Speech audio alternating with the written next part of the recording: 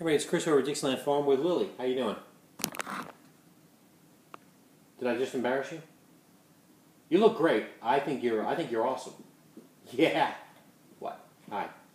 Hello. All right. So I'll be petting Lily during this, but she is blocking what I'm going to be talking about. However, who could say no to that face, huh? Nobody. So the point of this video is I am talking about stereo systems. You know, vinyl, talking about vinyl is an anachronistic thing. It's a nostalgic thing, and that's why we collect it. Or even having any physical media at all.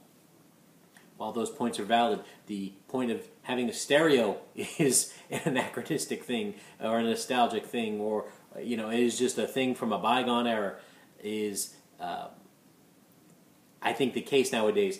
You probably can count on your hands how many people have an actual real stereo setup, you know, not a tiny little bookshelf system, and there's nothing wrong with having a small bookshelf system, of course.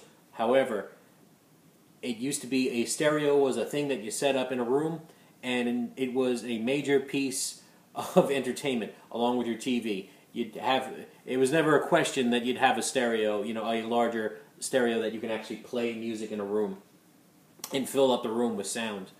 But now it is. Most people listen to music on an MP3 player, or a phone, or a computer, and probably a laptop computer, and probably with the built-in laptop speakers. The worst speakers, you know, things that are literally 25 cents to make and are basically a piece of paper with a very, very tiny magnet on them. And let's say you considered yourself a music lover. If you are a 20-year-old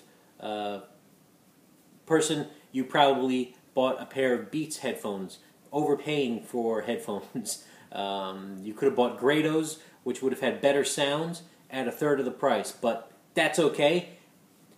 You know, Beats headphones actually has a weight inside them to make them feel more substantial than they really are. Sonically, they don't do anything. They just add mass to the product, so you don't feel like you bought a cheap piece of plastic, which you did. Anyway, I do have a stereo setup. I have speakers in my room. They are 3-foot speakers. They could be larger, but that's about as much as I think my wife can handle. Plus, I bought them used at a Goodwill. 25 bucks. They sound fantastic. I also have a subwoofer. I have a home theater set up as well. It does double duty. Now, a lot of sound people will tell you that if you have a home theater set up, you obviously are not serious about music, and that is not true. What I think the generalization comes from is if you bought one of those home theater in a boxes with speakers that are literally that big and then a subwoofer to try to pick up the slack, those don't sound particularly good. But a home theater amp is fine as long as you have real speakers, which I do, and you focus on setup and having the correct placement of everything and wiring and doing everything that you should do. So there you go. Home theater amps are fine. I've had vintage amps and I've had home theater amps. For me, there is very little difference or benefit of having a music amp. Now, of course, I don't have a lot of money. I am a mid-fi person. I've always enjoyed getting the most out of equipment for the least amount of money. So that doesn't mean being a complete cheapskate, but that means having the most bang for your buck. And for me, that's what it is. So I've never got to own a Macintosh or something really nice like that. Maybe my opinion would change. I would really doubt it. Especially since I do a lot of my serious music listening on headphones if I'm really studying a piece. Look at Lily. My God, oh, you're a gorgeous girl, aren't you? You just be the eye candy while I talk about this nonsense, okay? Yeah, okay. Stereos. Not many people have them anymore.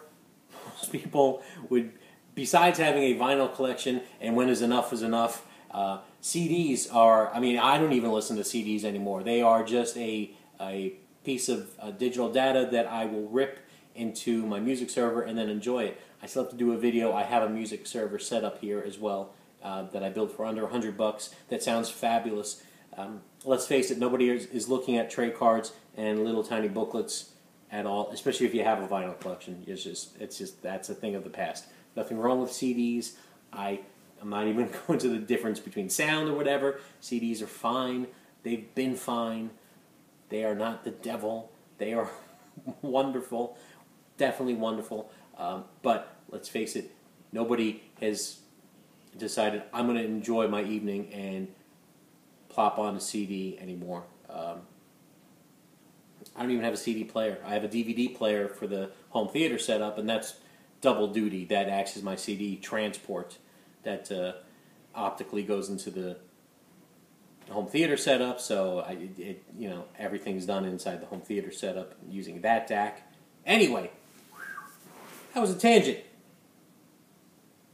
So, you watching this video, if you are a vinyl community member, if you have a stereo, the fact that you have a stereo makes you an even rarer bird. I see a lot of posts on Facebook of people listening on very, very tiny computer speakers even. And the computer speakers are right next to the turntable.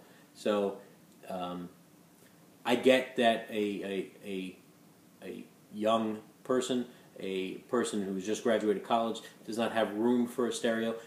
We always had room for stereos in our dorm rooms. I mean, back in the 70s, 80s, and 90s, we made the room because it was that important to us. But space is of the essence. You got to move stuff back and forth, lugging that crap. I get it. And a headphone setup. Blake's got a great headphone amp setup, I believe. That's where he listens to a lot of music, so to not disturb the rest of the household. Also a great idea. You can get phenomenal sounds. You can get better sound usually from one of those kind of setups, especially for the price. But there's something about filling a room full of music with lots of bass. Now I've got a subwoofer. I like my subwoofer, despite what most music people say also, that if you have a subwoofer you obviously don't care about music. That's not true. You do have to control the settings. You can't go hog wild. You have to set up the crossover just right. It's supposed to add thump, not so much musicality. So you got to set it up right. And just like TVs, none of these things are set up right out of the box. It drives me crazy when I go to somebody's house and they've got a TV at the factory defaults and they look terrible with the 120 frame rate and everything looks like a soap opera and really weird, and that's just not the way I think it's supposed to look. But there you go. Rambled long enough. That's why it's called a Ramble Post, folks. Thank you for listening to me talk nonsense. And Lily's already gone to sleep. She's bored. Crap, I'm bored. You're probably all bored. Bye.